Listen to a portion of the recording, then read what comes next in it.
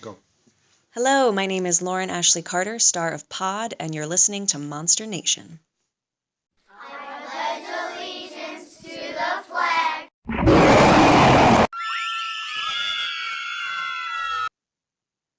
Go.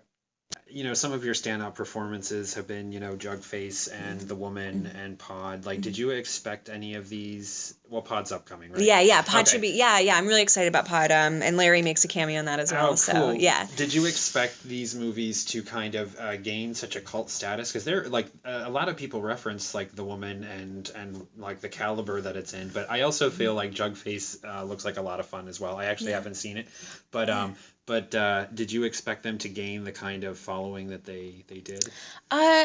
No, I didn't. Lucky. I'm a fan of Lucky's, and I adore his work. And May is one of my favorite movies. Angela is just incredible, an incredible performer and a beautiful soul. Um, And so but when you make it, I've never, The Woman was really, I'd done Rising Stars before with Catherine Mary Stewart, who's incredible. She's wonderful, wonderful actress. And, what was after, and then Premium Rush. But The Woman was the first horror movie that I had done. And so the special effects and the lighting and there was so much to it technically that I had no idea how it was going to turn out. And Lucky, he would let us watch little teeny tiny things, but that was it. So I really had no clue how it was going to come together. And it's all shot outside a lot. It's daylight for the most part. And I had no idea how it was going to look. And when I went to Sundance, I smoked a joint.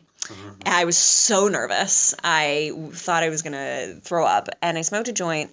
We saw it in the theater, and I was giddy. I was on the edge of my seat. I was just smiling from ear to ear the whole time because it felt to me, it was like watching, for me, it was like watching a new film. I felt, I was just so thrilled by it. So I didn't care if anybody else liked it. I loved it, and it's still one of my favorites. And I was just so happy that both of them have done well because I know the work that went into it, because the casts on both are phenomenal. The acting is wonderful. Myself not included or included, I don't know, but everybody is such a Oh, great you're ensemble. included. But Don't yeah, worry about they're it. such great ensembles and they're good people, and so for that I'm so happy that the work got recognized.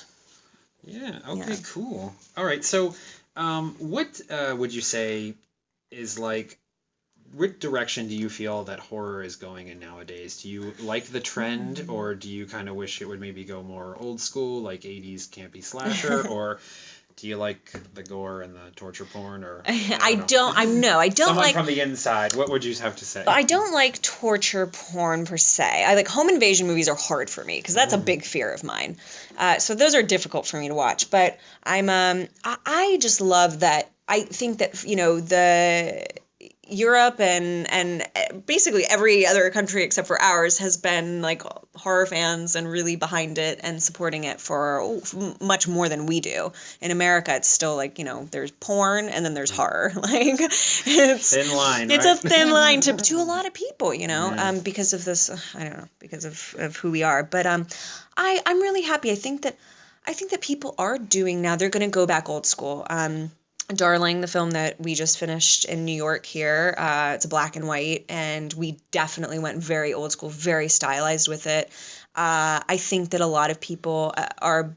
I think that it's going to go back that way. There's been a lot of pull, and there's a lot of love for it. So whatever people want to do with horror is good for me. I think that people are getting really smart with it. I think that they're exploring, like the Babadook. I'm just really on that movie right now. It's so good, but they're just exploring and women's roles in horror.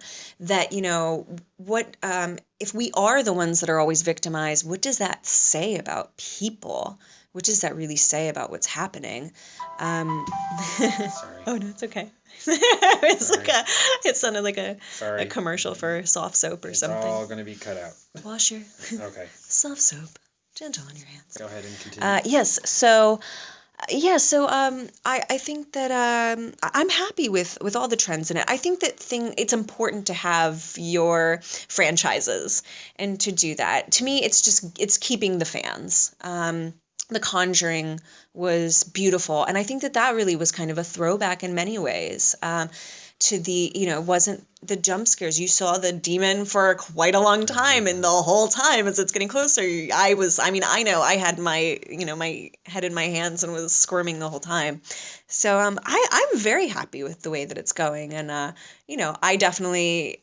working with a friend right now about doing a throwback horror comedy, very 80s style. So I think that it will keep it alive. Okay, Yeah. cool. Yeah, very cool. So, do you think you're more afraid of like real life serial killer, like human people with just like the good old fashioned chainsaw, or do you think it's more scary to like run from a monster? Do you have a preference? Well, I've never been in a monster movie. Even though Jugface was a monster movie, I never had to deal with the monster. I just unleashed it and kind of saw what he saw. Partners in crime, right? Yeah, exactly. um, but no, I mean, I do love sci-fi. Sci-fi is really fun to me.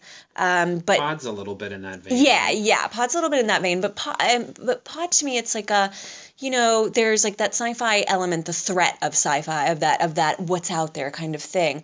But the real horror to me in Pod is the brother and his mental illness and the deterioration of the mind has always been really scary to me. The people with schizophrenia or dementia or any of these things, those have always been very scary to me. That Gaslight is one of the Oh, good most stuff. terrifying movies. Yeah, Suspicion as Yeah. well. That idea being made to think that you're crazy. And I think we've all had those moments, in a breakup or with your family and you're Corporate America. oh yeah, and you Yes. think, is anyone seeing this? Are you hearing this? Like you want to get transcripts of your conversations and of what happened because that fear that no one will believe you, that something could happen, that you would that your body would hurt you or go against you. That's very scary to me. But yeah, definitely being from Ohio, serial killers, and being a small girl, my dad always told me if you feel like that you have an urge to run, just run. And I would sometimes. I'd be walking for no fucking reason and just bolt it and just Yeah. have that feeling. I gotta get out of here. Farm area, right? Yeah, exactly. So we're gonna. There was like a little bit of a French Mary or Do contest here that I wanted to go through. So out of the big holy trinity between Okay. Michael Myers from Halloween, Jason from Friday the 13th, and Freddy Krueger from Nightmare on Elm Street. Okay. Who do you think that you would beat? Who do you think that you would get killed by? And who do you think that you would secretly be helping because you're in love with them? Okay. So I would beat Freddy. Okay. Totally. You've already had practice. He monologues too much. He'd be taught. He'd be done. Just get my shotgun out. I'd beat Freddy. I would get killed by Michael Myers for sure. Okay. And I would be secretly helping Jason, I think. Okay, so as a little bonus, is there like a famous movie monster that you would be, having a secret affair with,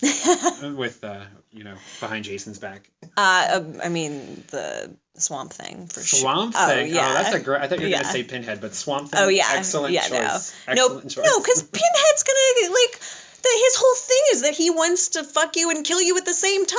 Yeah, like he's you totally can't get over gonna be that. too into it, right? Right. It's like one of those. It's like this time, honey, we're not gonna get the truffle fries. We're gonna get the salad. And then you get there and you're like, so do we want the truffle fries or salad? But with Pinhead, it would be like, so can I put this knife Sandpaper into your your? nipples Can I off? sandpaper your nipples off while I'm coming? No, I said no. Oh, sorry. But like just one nipple, could I? No.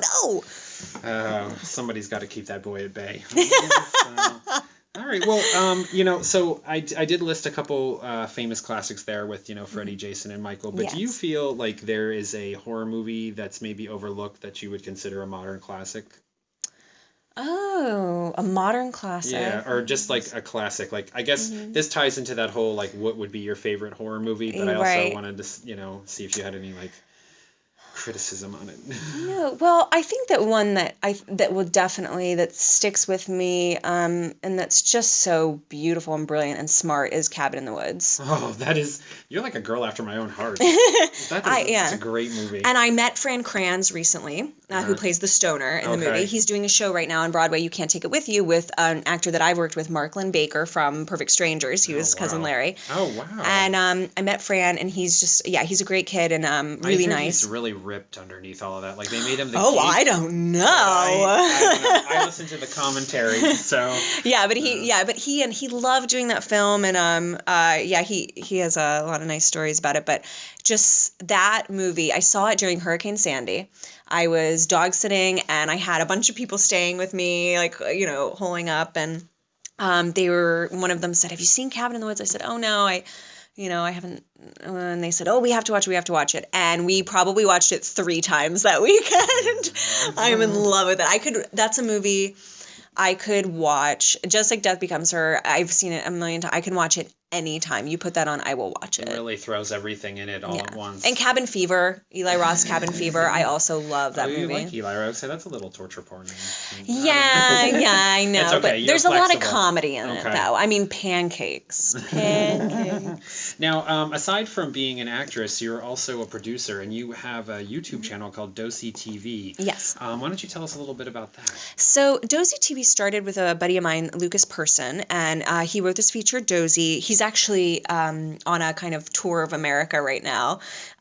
So Dozy's a huge, huge project. But we started working with Dozy and talking to actors and kind of getting everything figured out because we want to do a huge thing with Dozy. We want to do graphic novel, video game. We're like making all of these things now. It's going to be a really big event. But so in the meantime, we wanted to be making something. And I love doing comedy. And David Lynch is one of my favorite people in the world that kind of puts comedy and darkness together. So we wanted to have a movie night. Oh, I'd love to. I do it all the time. So we wanted to do this kind of. I don't know how we even came up with it. We would just shoot ideas back and forth, and so the idea of tea time came into effect. That I could talk to fans and. We could. I love that opening segment where you're supposed to be pouring like a teaspoon of alcohol. Oh yeah, and it keeps going. And right next to it is this huge bottle of pills. Oh yeah, it was very funny. And it was one of these things where we just kept pushing it and pushing it and pushing it and doing weirder and weirder things. And I would just say something and try, and he would just have me try things. I mean, half the time I'd look at him, I was like, "You're crazy!" Like when I pulled the cheesecloth out of my mouth, he had a dream that I was pulling cheesecloth out of my mouth, and so that was a condom. But I was like, "That's a really huge condom." It was cheesecloth, and I don't even know. I was like, "What? You've never used cheesecloth in your life? What are you thinking about cheesecloth for?" So, yeah, the tea times just kind of started as this awkward thing, and then I could answer questions from fans and just get them interested in another side. And because I wanted to be able to, I would love to do more comedy and film at some point. So it was kind of trying to just put myself out there in a different way than people are used to seeing me. So we started that, and producing just started because as an actor in the city, you sit and you go on auditions and you do the castings, and it's very difficult. I mean, I'm sure everybody knows, but the rejection is hard, of course. I think most of us are used to it. And I love auditioning, but I also I just wanted to keep making movies in whatever capacity that was in, because that's really my passion at the end of the day. I think that I'm better at acting than I am at producing.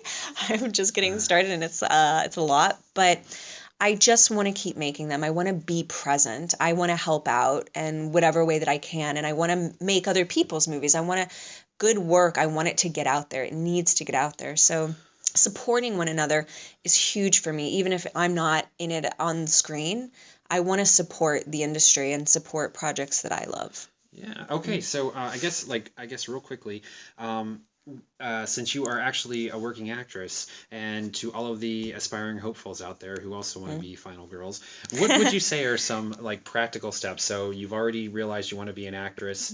You came from a more rural area. Oh yeah. So, like, how did you what are some practical steps that you would say, okay, you love it, you aspire to it, you're practicing. Now, what is like the real thing that you need to do get that? Is it go to an agency, go to auditions? Like, how do you find that? How do you Yeah. find auditions? Like, I don't know if you could summarize it that quick. Yeah, well, if you're starting out, if you're in high school or wherever, it doesn't matter, wherever you are, if you haven't had the experience yet, get into community theater. I mean, it's the best thing for you ever. It's really important to start there if you haven't been in anything. And then take voice lessons, take piano lessons, even if you don't play. Like, just, it's really good to tap into other creative parts of yourself, especially even if you're not good at it, because it's really nice to go. It's like kind of like if you ever fight or do a sport, and if you always like throw a right cross, like switch it up and switch your stance and try and throw a left cross, and keep working on that side, and then when you go back to your strong side, you feel so strong. And I feel like that with performing as well. That's what I'm liking about producing as well. Or practice the guitar, and then if you sing, then you go back to that and you feel stronger. So just try and strengthen yourself as an artist. And then for as far as you really want to work, and find the city that you want to go to. If you do film, you don't have to go to Los Angeles. I'm in New York. I prefer New York. I love the city, and if I had a job consistently, I would go to LA if that job were there. But because there's so much in between time, it's important to go to the city that you want to be, and not where you think more work is, because you're going to work when you're happy, and people will see that. So pick the city, and it can be Chicago. I know a lot of people that work in Chicago if they do theater. I know some people are in Texas. You can. The good thing is now, because if people are filming on location, you can make the art anywhere. But to start out, I would pick a city like New York, Los Angeles, or Chicago, wherever you want to live. Um, try and get yourself a job first, get your survival job. It doesn't have to be waiting tables or bartending. If you're good at that, do it though, because it's amazing money. But I have friends who work as temps, and they love that, and they get very flexible schedules. I was a nanny, dog sitting, like there's care jobs, senior care, if you're good at that, tutoring. I know people that do tutoring. So, and that doesn't mean that you're a failure because you have these jobs. The thing is, people in the real world, people like my father, he's an engineer. He had to work his ass off for many, many years until he finally had a career. We can't expect that we're different. Yeah. Just because things have happened overnight for some people doesn't mean that it's going to happen to you. It doesn't mean that they deserved it either. And so, boy, did you just utter a truth there. and so you have to. It is hard work, and it includes those things sometimes, unfortunately. But it strengthens you, and it humbles you, and it will make a world of a difference. I have a production company now because I was a dog sitter, and my clients he was a playwright, and we turned one of his plays into a film, and it just kind of like snowballed into this thing. I have another client who is now a producer with me. So these relationships that I cultivated in my survival job are now in my artistic world as well. And it's just about being kind to people, and not just people in your business, but all people, because you really don't know when they're going to come back and when you're going to need them. And it's funny how that happens.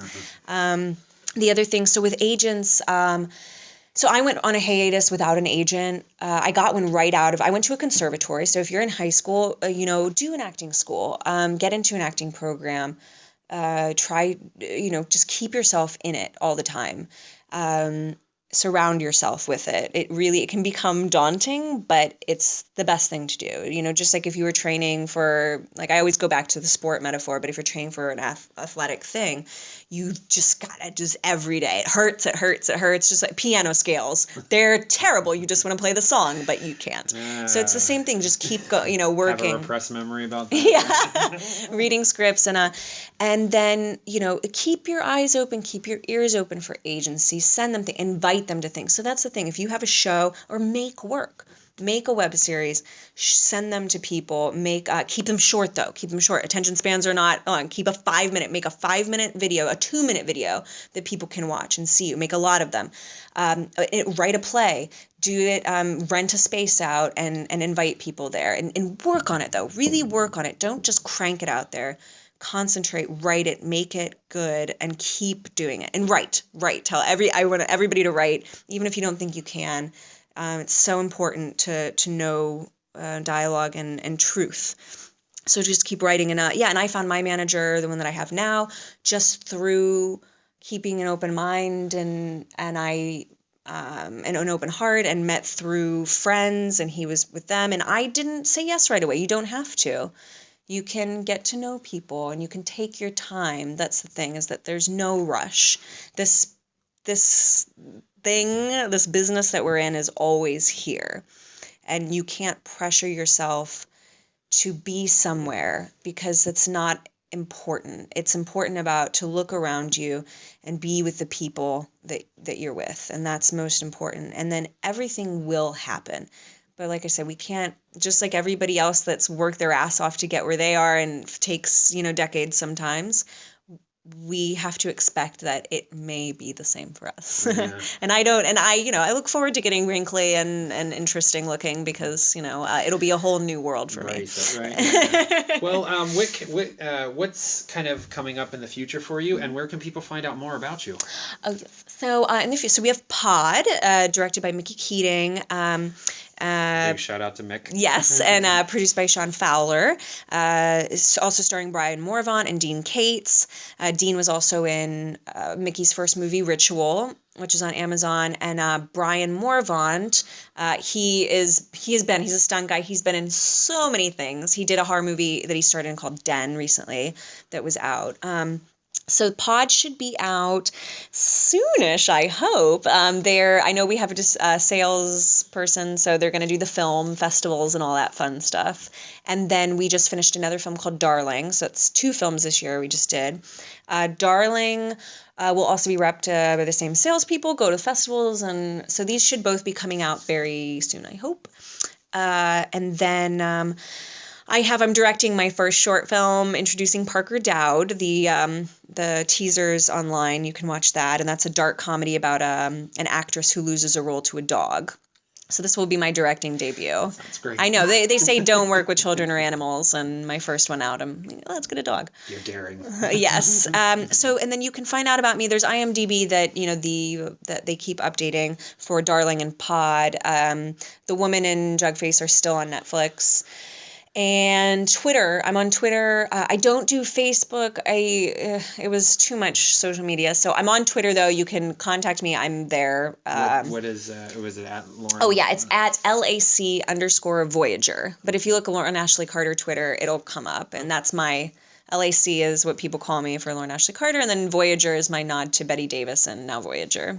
Cool. Yes. All right. Yes. Another great actress choice. Yeah, big fan. Well, there you go, listeners. This is David from Monster Nation, and you had the pleasure of listening to Lauren Ashley Carter.